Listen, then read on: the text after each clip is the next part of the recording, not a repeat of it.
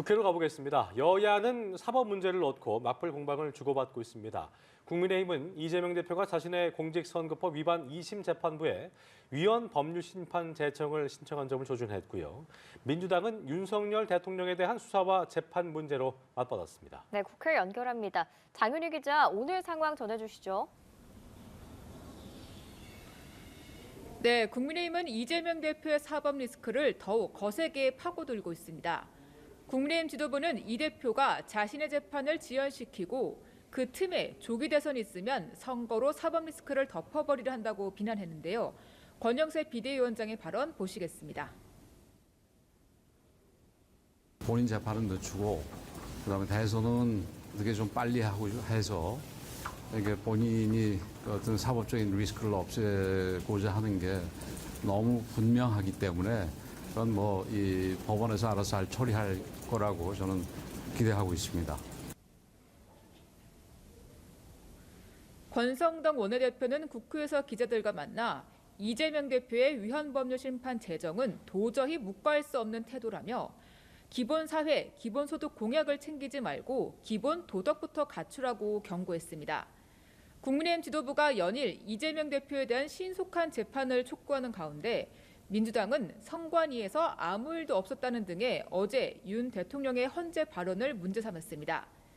이재명 대표는 최고위원회의에서 추가 발언을 자청해 비상계엄 선포 당시 심각한 일이 있었고 지금도 계속되고 있다며 다음처럼 작심 비판을 쏟아냈습니다.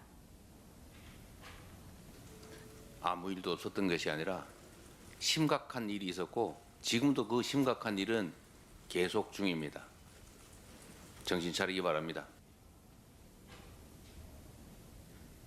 박찬대 원내대표는 국민의힘 지도부가 사법부를 공격하고 헌법재판소를 음해하는 언행도 서슴지 않는다며 비난에 가세했는데요.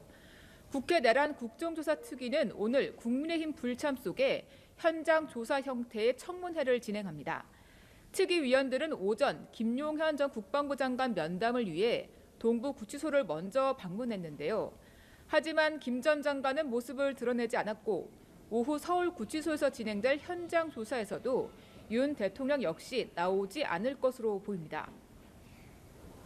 네, 여야 지도부는 민생 행보 경쟁에 나섰다고요.